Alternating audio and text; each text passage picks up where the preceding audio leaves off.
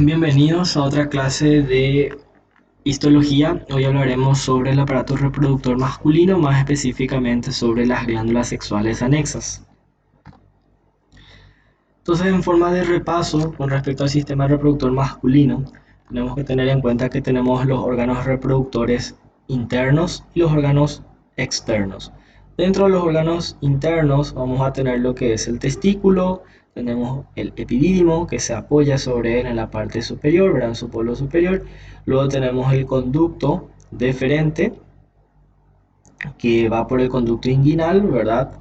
Y luego este conducto deferente se asocia a las diferentes glándulas sexuales anexas, que son las vesículas seminales, la próstata y las glándulas vulvouretrales. Y como órganos externos tenemos el pene y el escroto. Entonces, hablando con respecto a las glándulas sexuales accesorias, primero vamos a hablar sobre la vesícula seminal. Entonces, la vesícula seminal vamos a ver que se desarrolla embriológicamente a partir del conducto deferente, o sea, tiene el mismo origen que es el conducto mesonéfrico. Vamos a ver que son dos cuerpos o dos estructuras que miden entre 4 por 2 centímetros y se van afinando hacia abajo, donde se une al conducto deferente. La pared va a contener una mucosa, va a tener una capa de músculo liso, que es bastante delgada, y una cubierta fibrosa que le va a corresponder a su adventicia. La mucosa, vamos a ver que se caracteriza por tener numerosos pliegues que se ramifican a su vez formando pliegues secundarios, terciarios, que lo que hacen es aumentar la extensión de su superficie para su secreción. ¿Okay? Esa mucosa va a estar revestida por un epitelio que es cilíndrico pseudoestratificado. Entonces, como les dije, la vesícula seminal se caracteriza por tener tres capas: una lámina propia, una mucosa cuyo tejido conectivo subyacente vamos a llamarle lámina propia, no submucosa. ¿Okay?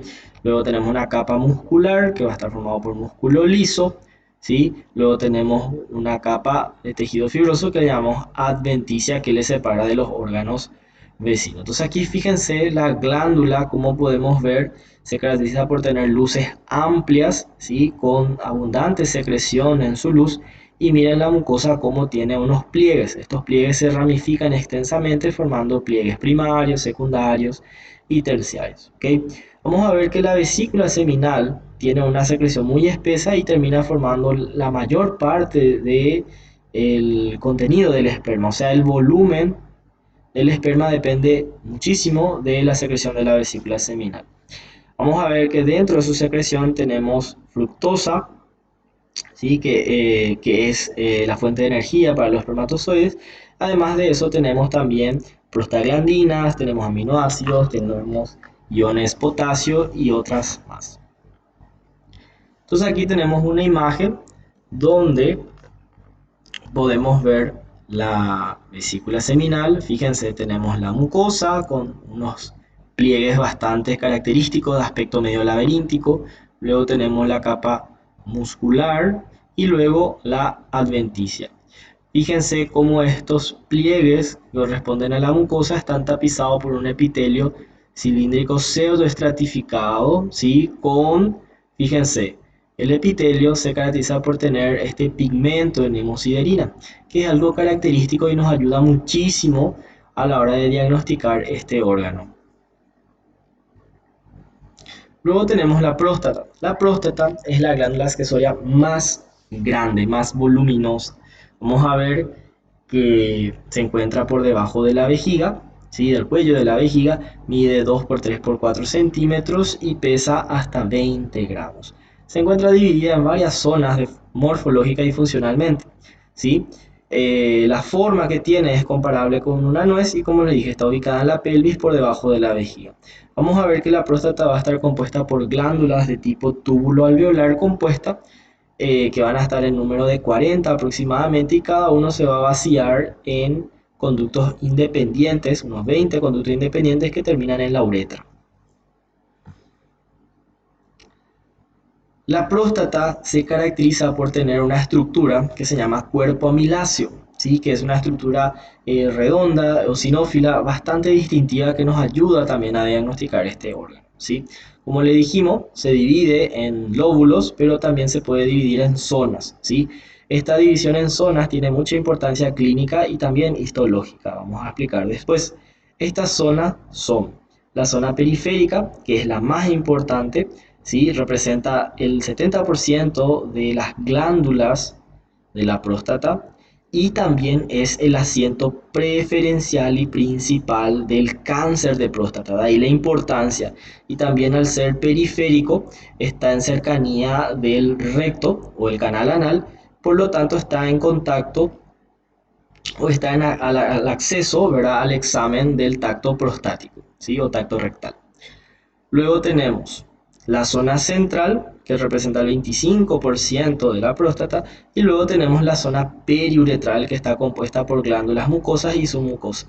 Esta zona periuretral generalmente es el asiento del agrandamiento benigno de la próstata, que se llama hiperplasia prostática benigna, que como está alrededor de la uretra, su crecimiento obstruye la uretra y genera dificultad para la orina. Entonces aquí tenemos una imagen esquemática que nos muestra la próstata, fíjense cómo está por debajo de la vejiga, del cuello de la vejiga, y esta glándula está alrededor de la uretra, ¿sí? La porción de la uretra que está alrededor de la próstata obviamente se llama uretra prostática, ¿sí? Entonces vamos a ver que la próstata se divide en zonas. Tenemos una zona periuretral en primer lugar, que como les dije está compuesto por glándulas mucosas y submucosas y es el asiento del agrandamiento benigno de la próstata, ¿sí? Luego tenemos una zona, ¿sí?, que le vamos a llamar zona de transición, que está entre la periuretral y la zona central, ¿sí? Y aquí hacia afuera, representando más del 70% de su volumen, es la zona principal o también llamada zona periférica, ¿ok?, de la próstata, que es el asiento del cáncer de próstata, ¿ok?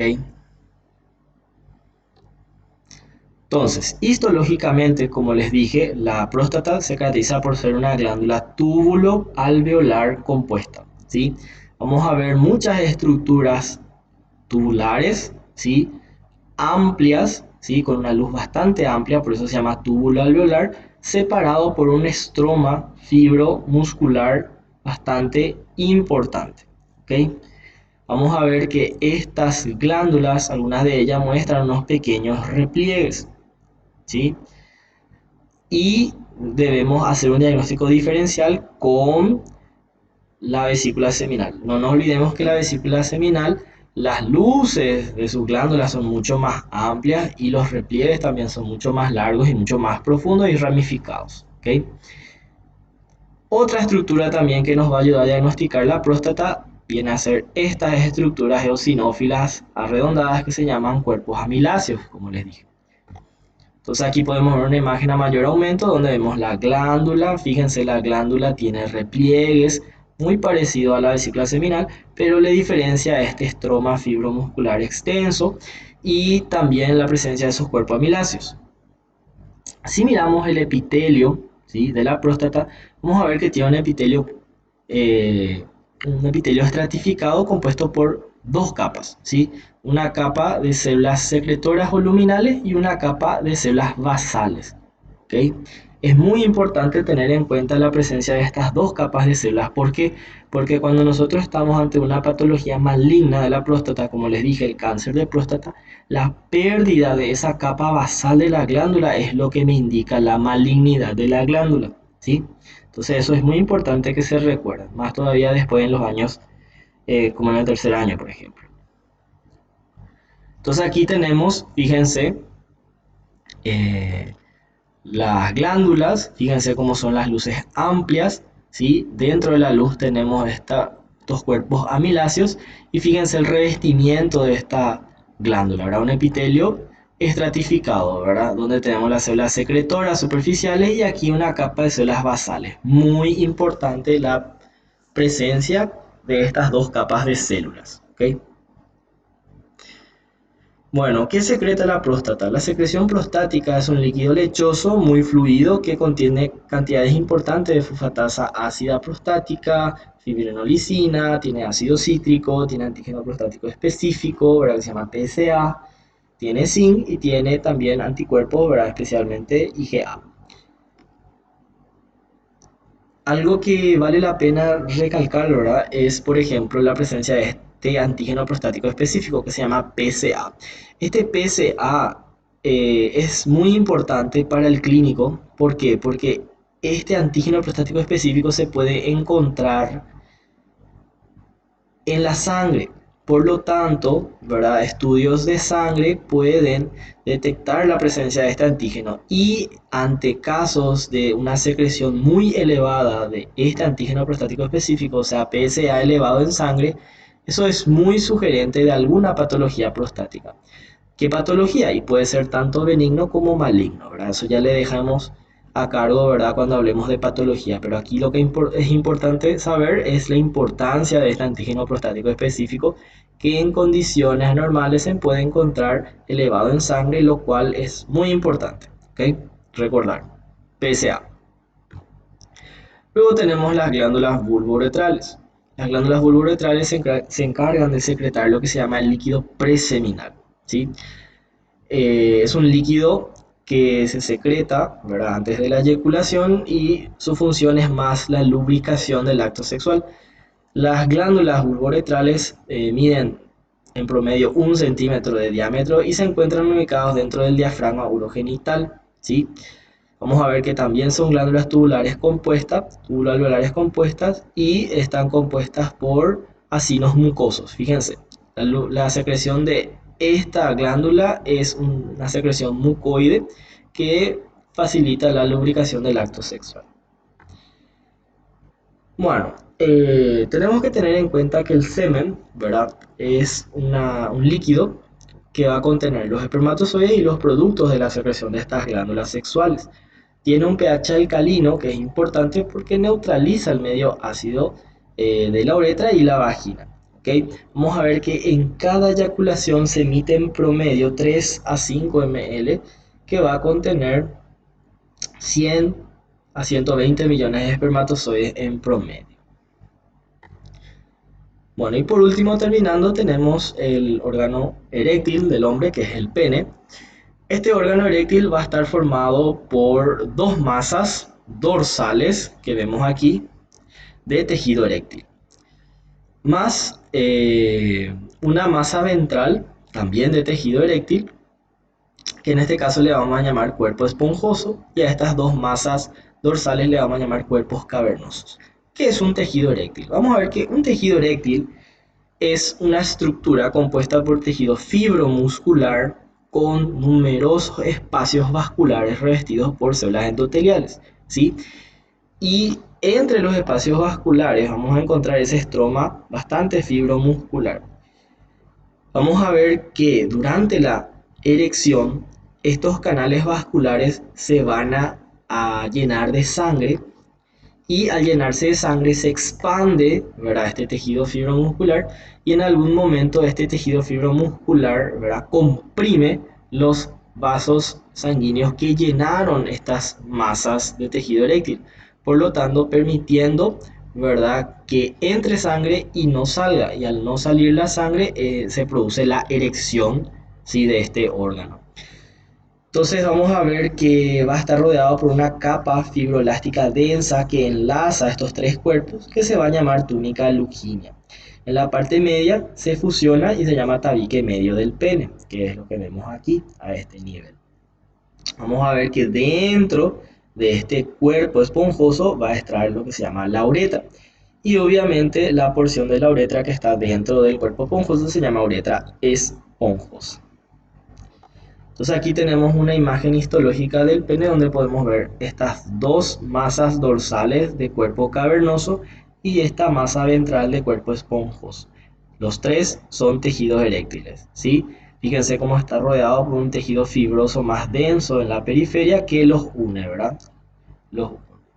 Entonces, acá podemos ver a mayor aumento, fíjense cómo está formado un tejido eréctil. tenemos canales vasculares revestidos por células endoteliales. Obviamente estos canales vasculares tienen un aspecto laberíntico o un aspecto cavernoso, por eso se llaman cuerpos cavernosos.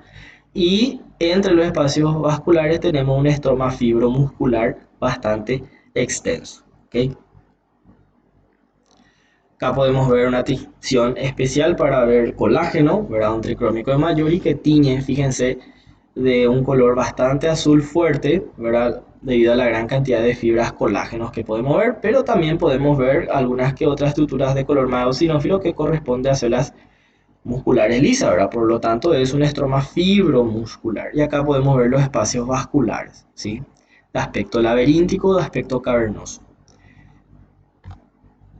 Acá simplemente les quiero mostrar nuevamente los dos cuerpos cavernosos, cuerpo esponjoso, y fíjense como dentro del cuerpo esponjoso tenemos lo que se llama la uretra esponjosa, ¿sí? La uretra esponjosa, vamos a ver que en la parte más proximal va a estar revestido por un epitelio de tipo urotelial o transicional, y ya en la parte distal va a terminar siendo un epitelio más escamoso, ¿verdad? Podemos encontrar que alrededor de la uretra unas glándulas de naturaleza mucosa que se llaman glándulas intraepiteliales de Littré.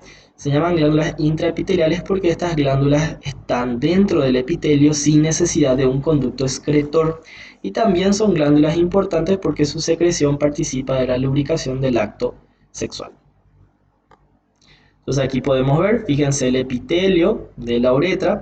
En este caso tenemos un epitelio transicional en áreas, ¿sí? Y aquí fíjense dentro del epitelio de repente tenemos unas células acinares, ¿verdad? Sin necesidad de un conducto excretor intermedio, ¿verdad? Entonces por eso se llama glándulas intraepiteliales de Littré. Y eso es todo, muchísimas gracias por su atención. Hasta luego.